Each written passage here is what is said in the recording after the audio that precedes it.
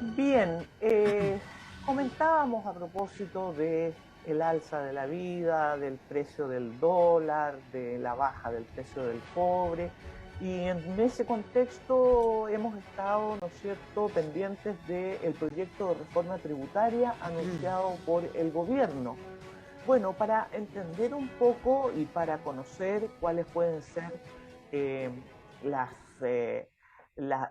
los resultados de este proyecto, qué efectos podría tener, qué cambios se podrían producir, vamos a conversar con el profesor adjunto del área de tributación del Departamento de Control, de Gestión y Sistemas de Información, además miembro del Centro de Estudios Tributarios de la Facultad de Economía y Negocios de la Universidad de Chile, y quien fue además ex subdirector de fiscalización del Servicio de Impuestos Internos, Víctor Villalón.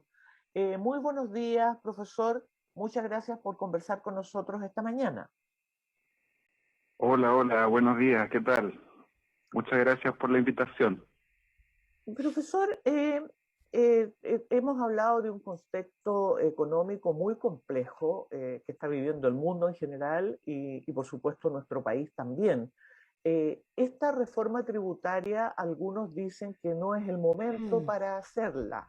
Eh, ¿Es efectivamente un problema el presentar una reforma, un proyecto de reforma tributaria que implica el alza de impuestos, ¿no es cierto?, a algunos sectores en un momento tan delicado de la economía nacional?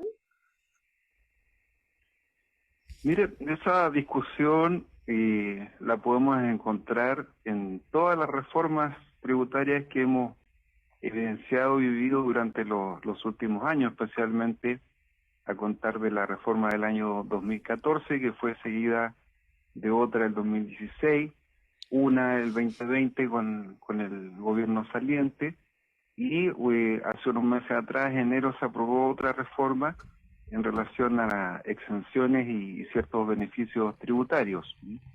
Y en general siempre aparece esta inquietud, esta información en relación a la conveniencia o no de implementar reformas tributarias. Lo que nos muestra la información que tenemos disponible, especialmente aquellas que publican organismos multilaterales como el Fondo Monetario o la OECD, es que en Chile tenemos espacio para estar constantemente revisando el diseño del marco tributario, dado que nuestros indicadores, nuestras cargas tributarias están por debajo de los promedios y los valores que muestran los países que son estudiados por estos organismos. Y en ese contexto, entonces, no se alteraría de manera sustantiva el desempeño, por ejemplo, de las empresas respecto de las rentabilidades que ellas esperan, no se alteraría el desempeño de las rentabilidades de ciertos instrumentos financieros, ¿no? Y en general no habría una afección o un cambio importante en términos de movimiento de personas, movimiento de bienes, movimientos financieros y, por cierto, de capitales. Sí, profesor, eso se trata de una reforma bastante ambiciosa en términos de los tipos de cambios que se quieren introducir, en términos de la recaudación esperada tributaria y que al parecer con la minuta que se ha publicado da cuenta de varias prácticas que son aceptadas internacionalmente. Profesor, buenos días. Buen día. Hemos escuchado en el último tiempo y también en el contexto de la presentación de esta reforma que para gastos permanentes, ingresos permanentes. Y ahí me imagino que lo que se considera como recaudación pasa a ser clave. Y en esta presentación se ha hablado de una recaudación fiscal cuando esto ya entra en régimen de un 4,1% del Producto Interno Bruto.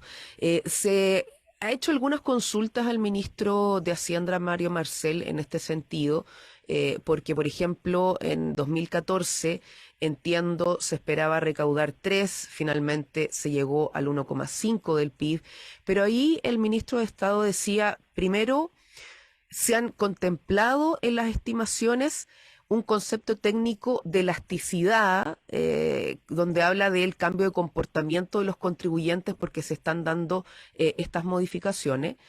Pero además, porque la del 2014, y ahí dice que había un contraste, estaba enfocada en la tributación de las empresas, a diferencia de lo que hemos conocido hasta ahora de la actual, que está orientada al ingreso de las personas. ¿Cómo observa estas menciones que ha hecho el ministro?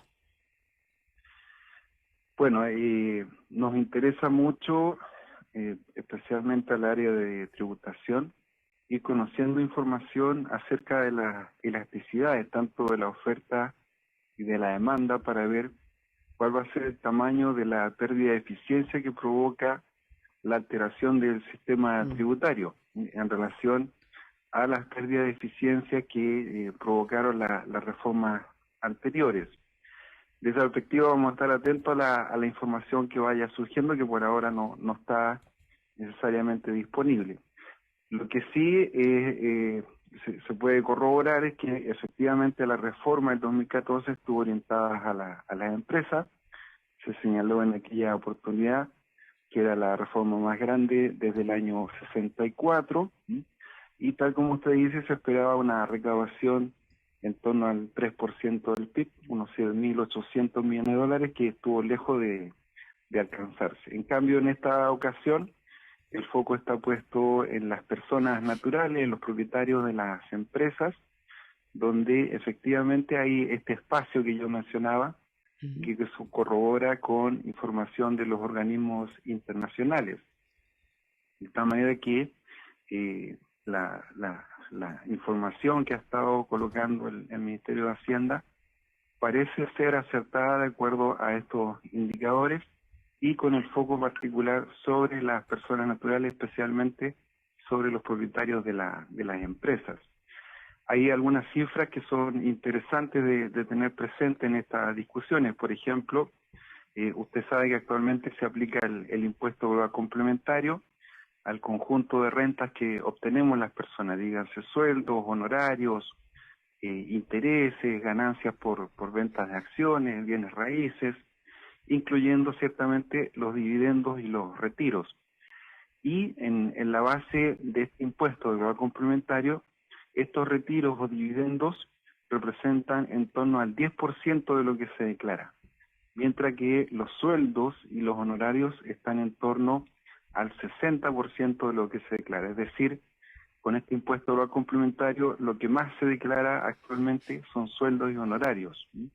Y eso viene a ratificar este espacio que tenemos para poder buscar un tipo de recaudación inteligente, ciertamente, sobre las personas, especialmente sobre aquellas que obtienen beneficios desde las empresas.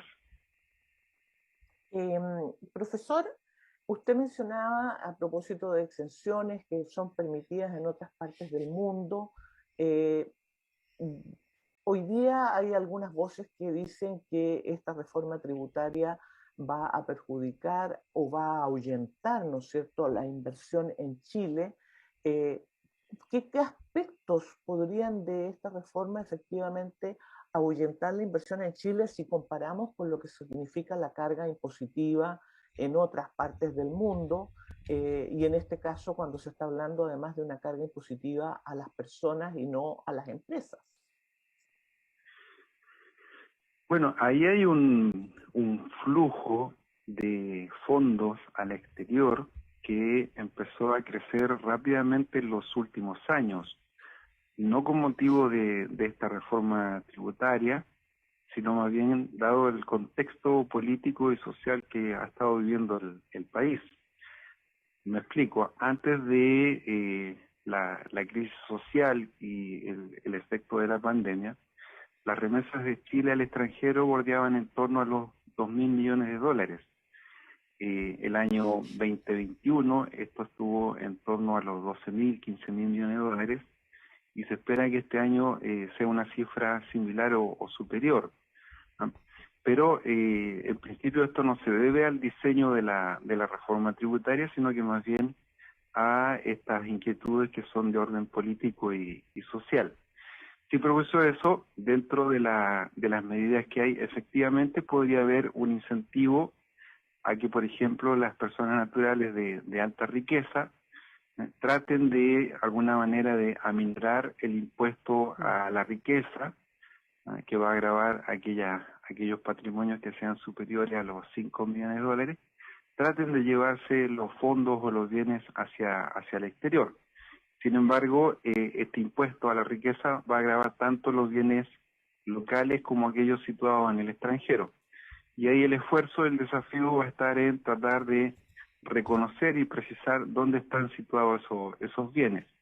Y para este último efecto, para tener la información, existen actualmente varios instrumentos que surgen del contexto internacional y que son utilizados también por Chile, entre ellos el intercambio de información a través de los convenios para evitar la doble tributación o el intercambio de información que se ha estado dando en el ámbito de un plan especial de la OECD, que está precisamente enfocado en mirar aquellas prácticas que generan traslados de utilidades y beneficios hacia otros países y a otras jurisdicciones. Ahí también se produce un intercambio importante de información. De la manera que se espera que puedan haber este tipo de prácticas, pero actualmente estarían los instrumentos como para dar cuenta o tratar de mitigar esos posibles cambios. Indudablemente, esto debiera ir acompañado de una revisión de las facultades que tiene el Servicio de Impuestos Internos para observar, mirar, fiscalizar este tipo de situaciones. Estamos conversando a esta hora con el profesor adjunto del área de tributación del Departamento de Control de Gestión y Sistemas de Información y miembro del Centro de Estudios Tributarios de la Facultad de Economía y Negocios de la Universidad de Chile, además de ex subdirector de fiscalización del Servicio de Impuestos Internos. Profesor, en ese sentido, nos quedan los últimos minutos, pero ¿alguna mención a propósito del royalty minero, que es otra de las vías, ¿cierto?, que marcó esta presentación? Se habla de que esto va a tomar más tiempo, pero por ejemplo, desde la SONAMI, de la Sociedad Nacional de Minería, del Consejo Minero, lamentan que se hable de este royalty ad valorem. Si puede comentar algo de esto o de algún otro punto acerca de lo que podamos proyectar de esta materia en particular. Mire, el royalty minero es una cuestión que se viene debatiendo desde hace muchos años. El año 2005 finalmente se aprueba un impuesto específico a la actividad minera que grava la utilidad operacional. Y ese impuesto específico vino a reemplazar la regalía o royalty que se quería establecer en aquella época. La diferencia entonces es que el primero grava la utilidad operacional y el royalty va a gravar los ingresos brutos de las empresas mineras por la venta o exportación de minerales. Y este último instrumento es de bastante utilización en la gran mayoría de los países. Por ejemplo, en Canadá, Australia, se aplican las regalías normalmente con una destinación regional, más un impuesto específico de tipo federal o central, que es más o menos lo que estaría proponiendo el actual gobierno al señalar que esta regalía, que vendría a complementar el impuesto que ya existe, sería para destinación regional, para fortalecer el desempeño y las autonomías de las comunidades locales. Así que desde ese punto de vista no estamos planteando nada extraño a lo que hacen ya otros países. Ahora, si ello va a afectar o no al desempeño de los proyectos mineros es una cuestión que tendrá que revisarse caso a caso. En general, esta regalía lo que trata de hacer es capturar una porción adicional de la renta minera, es decir, aquel beneficio que ya está más allá del beneficio esperado por el inversionista. El retorno del inversionista queda protegido con estos instrumentos, de tal manera que los estados solo capturan el diferencial, esa renta superior a la renta esperada por los inversionistas. Ese es un punto. Y lo otro, la estructura de costo, habría que ver cómo se modifica en relación a la competitividad que pueda tener nuestro país con otros países que también tienen una tradición minera. Profesor, nos queda un minuto, pero usted mencionó la capacidad fiscalizadora, usted fue subdirector de impuestos internos. ¿Tiene impuestos internos hoy día la capacidad para fiscalizar en caso de que se apruebe esta reforma tributaria? Tiene las competencias y tiene la experiencia, y quizás habría que revisar algunas facultades particulares, especialmente hoy día en el ámbito de la digitalización. Como usted sabe, muchas de las actividades de las empresas y de las personas hoy día se están llevando de manera digitalizada, y por ahí el código tributario todavía le falta capturar ese ambiente digital. El código está muy orientado a las relaciones tradicionales o cara a cara, por así decirlo, y haría falta entonces hacer una revisión de estas otras capacidades en el mundo de la digitalización. Ahora el proyecto trae medidas importantes, una revisión de la norma general antielusiva, el registro de beneficiarios finales, un tema muy específico, y algunas reglas para limitar ciertas prácticas en cuanto a la deducción de intereses, que es un tema relevante en la minería, por ejemplo, la modernización de las reglas de precio de transferencia, y por ahí una figura la figura del denunciante anónimo, que ya se utiliza en otros marcos regulatorios para detectar situaciones en donde el denunciante puede llevarse una parte o un premio en relación a los hallazgos que se realizan. Profesor Víctor Villalón, agradecemos, son un primer acercamiento a esta presentación de la reforma tributaria, así que va a haber tiempo para seguir analizando también a propósito de la discusión legislativa. Lo decíamos, profesor adjunto del área de tributación del Departamento de Control de Gestión y Sistemas de Información, miembro del Centro de Estudios Tributarios de la Facultad de Economía y Negocios de nuestra Casa de Estudios, y lo consignaba ahí Juanita, ex subdirector de Fiscalización del Servicio de Impuestos Internos. Muchas gracias, profesor, que tenga un buen día. Gracias, Diana, gracias ahí a Juanita también, que les vaya bien. Seguimos en contacto. Muchas gracias. Un abrazo. Nos despedimos, Diana. Sí. Nos despedimos. Hasta mañana. Y siga en nuestra sintonía porque continúa el programa. Me despido yo, pero el programa continúa. Sí, vuelvo yo a las 9:30. Que estén bien.